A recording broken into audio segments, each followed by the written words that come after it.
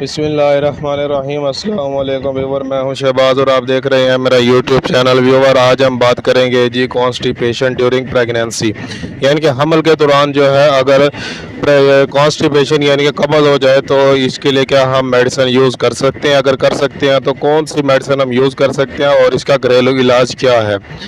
ये जो कॉन्स्टिपेशन है ये होती है जी कम पानी, यानी कि पानी जो है हम अगर कम पीते हैं तो उस वक्त जो है कॉन्स्टिपेशन होना शुरू हो जाती है। इसलिए हमें चाहिए कि इसका जो घरेलू इलाज है, हमें जो है प्रेगनेंसी के दौरान जो है ज़्यादा से ज़्यादा पानी पीना चाहिए ताकि कब्ज़ ना हो। इसके अलावा जो अगर कोई मेडिसिन इस्तेमाल करते हैं तो वो है जी डुफालैक्स सिरप।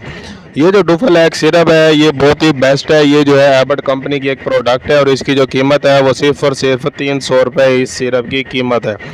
ये जो डुफालैक्स सिरप है ये आपको हर मेडिकल स्टोर से आसानी से मिल जाएगा। ये आपने इस्तेमाल करना होता है आधा कप सुबह आधा शाम, यानी कि 2 टाइम जो है आपने इसको इस्तेमाल करना है। इंशाल्लाह आपकी जो कब्ज़ है वो दूर हो जाएगी।